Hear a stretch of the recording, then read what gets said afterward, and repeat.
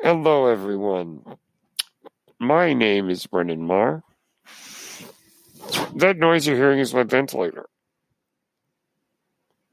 And thank you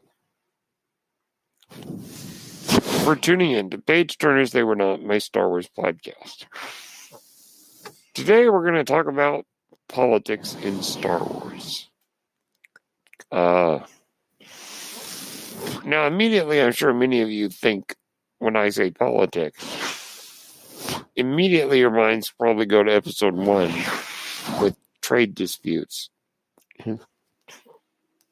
But don't worry, that's not what I'm going to be talking about. Given the nature of what is going on right now, and I hope that what's going on now leads to change,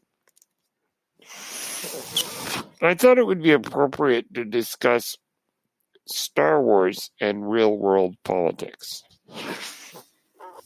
Now, on the surface, it is totally fine if people wish to see Star Wars as a simple fairy tale for all ages that is a simple morality play. Sir Alec Guinness, on an interview with Parkinson in England, described Star Wars as simple stuff for all ages. And that, I think, is what Star Wars is or should be. But I think that there is more to be seen the deeper we dive into it. There are so many layers to this great onion that is Star Wars.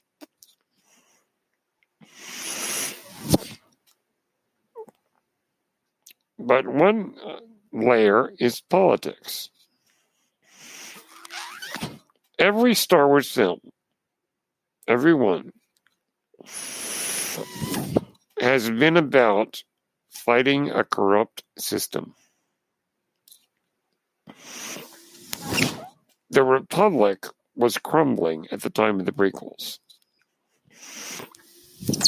In the political arena of the Senate, battles were being fought.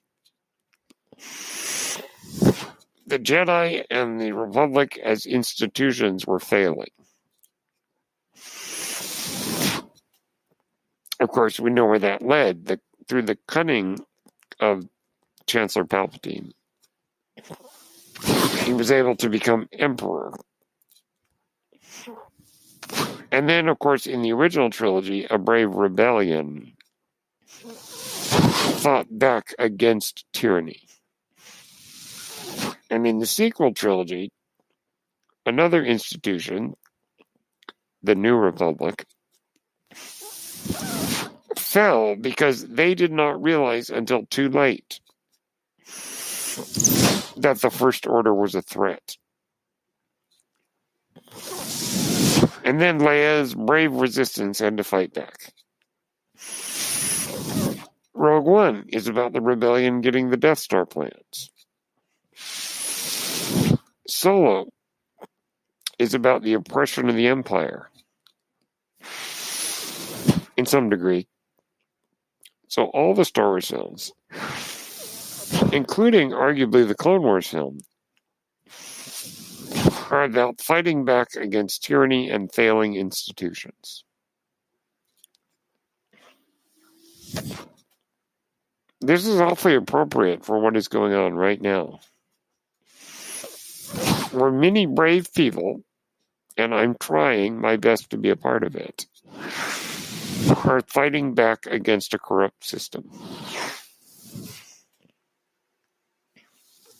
There is so much turmoil in our country. I still believe that America is a great country. And I believe that the ideals it stands for are great. It's now up to us to make sure that those ideals are brought to fruition.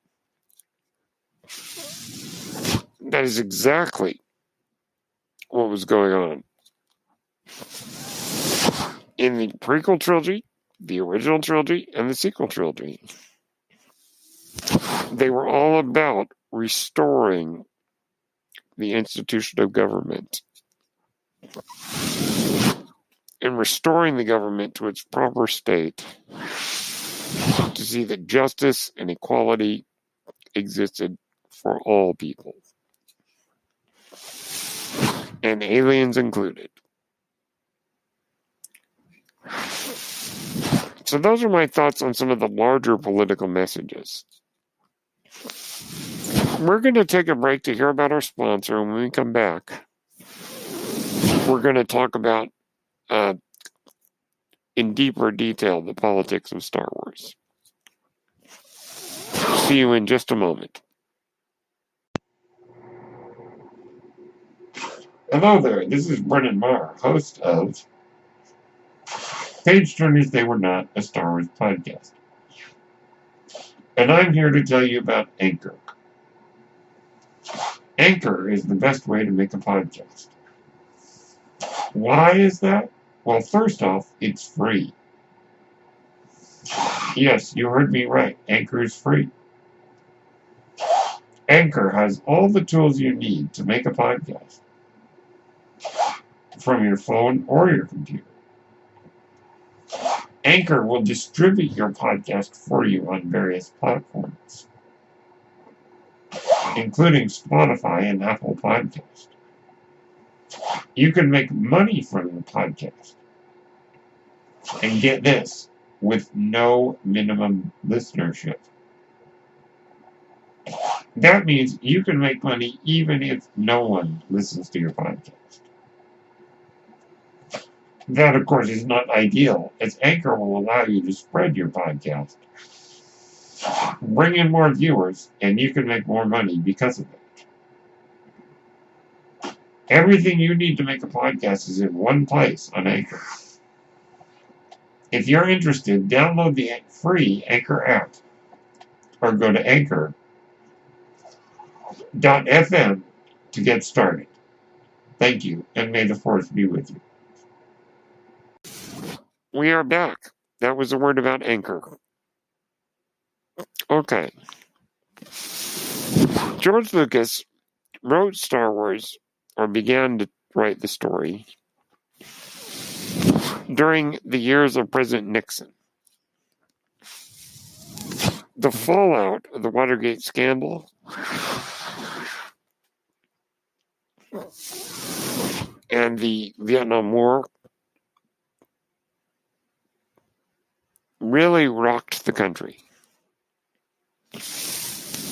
President Nixon, as we know him today, Tricky Dick, was really, I think, left a...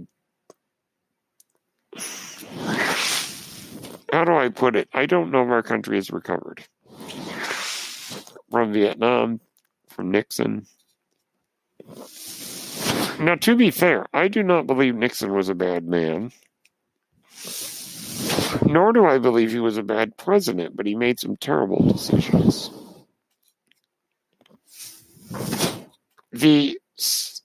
There began to be a growing fear of government, or not so much fear, but a sense of we can no longer trust our governments based on what had happened under Nixon's administration. So there's a level of cynicism that arose from that. New Hollywood, as they call it, of which George Lucas was a part, reflected the downbeat attitudes of the era. Reflected either a longing for the good old days or reflecting the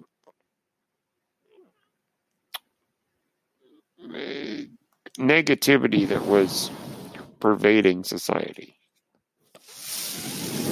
George Lucas began to write Star Wars during this time.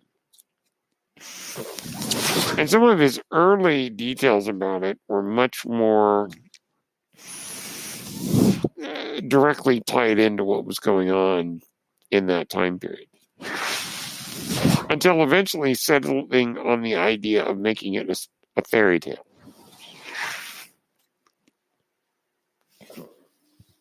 Fairy tale / Bible story.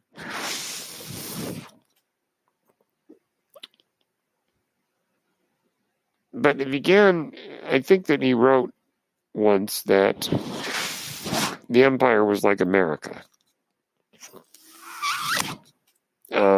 If you read How Star Wars Conquered the Universe, you will see some of the more political anglings that George Lucas was going for in the early days of writing Star Wars.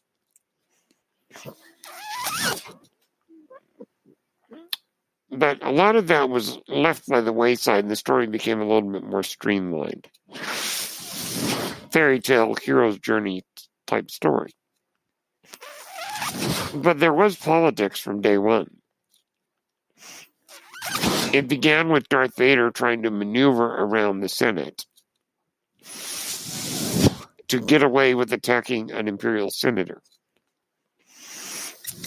Capturing Princess Leia, the idea that they were going to fiddle around, that they had to kind of weasel their way around so that the Senate wouldn't find out. And then, of course, what does the Emperor do? He dissolves the Senate completely and gives complete control to regional governors like Tarkin. There you go. Politics from day one. Now let's jump to a more infamous example. When Revenge of the Sith came out in 2005, and when it was being written, America had gone to war in Iraq. Post 9/11 attitudes had turned very sour against George W. Bush and his administration, and the war in Iraq was felt to be terribly unnecessary. And so, as it often does, history repeated itself. Mass protests, mass negativity, the films of that era reflected a pessimism. It was like Vietnam all over again. Now, some uber-conservative commentators have argued that Revenge of the Sith was commenting directly on the era, and that George was trying to throw a little bit of hip, youthful cynicism into the movie. Things like when Anakin tells Obi-Wan, if you're not with me, then you're my enemy. Obi-Wan saying the terribly written line, only a Sith deals in absolutes. And other elements like that to some felt, some real conservative types felt were direct commentary on the politics of the era. Well, dare I say it, but as I said, history repeated itself. It was no different than the sentiment when Star Wars was being written in the 70s. So I honestly don't see that. Certainly you could look at it and say, oh my gosh, it's commenting on George W. Bush. In a limited scope, the answer would be yes. But I think George Lucas is just commenting on the nature of humanity, the way that we've behaved since day one.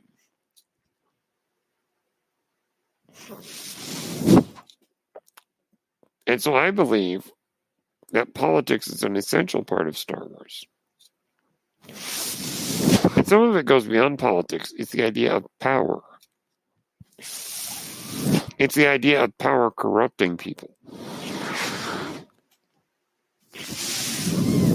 The idea that Emperor Palpatine was able to manipulate and convert the Republic into the Empire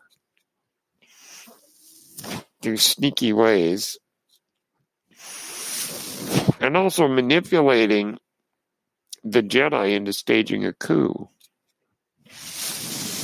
which gave him sort of the excuse to create the Empire and hunt down the Jedi. And none of this is specific just to the Vietnam or the Iraq era. These kinds of things are as old as humanity itself. And many, many times throughout history, dictators have arisen because of manipulating the system, and cheating and lying their way to the top. So I believe that this is essential to Star Wars. There is nothing wrong with reading Star Wars as a simple fairy tale. But I think Star Wars always needs to be the story of people fighting back against a corrupt system. That always, I think, needs to be in the mix. Now, you could tell some stories that have nothing to do with that. But I think that, for me, I think the best Star Wars stories are the ones that continue telling us about people fighting the system.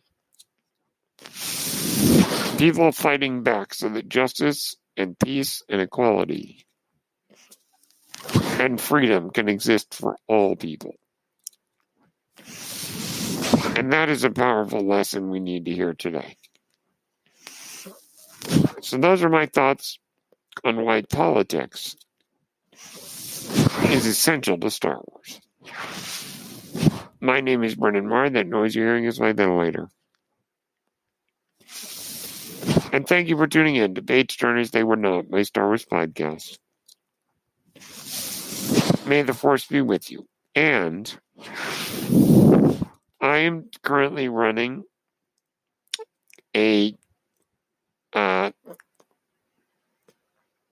donation fund for the NAACP's Legal Defense Fund. It is on my Facebook at Brennan Marr, BRENNEN Marr, MARR. That's my name. You can find it on my Facebook. If you would please donate, that would be much appreciated. So that, like in Star Wars, a corrupt system can be replaced by a system that supports equality for all. Talk to you later.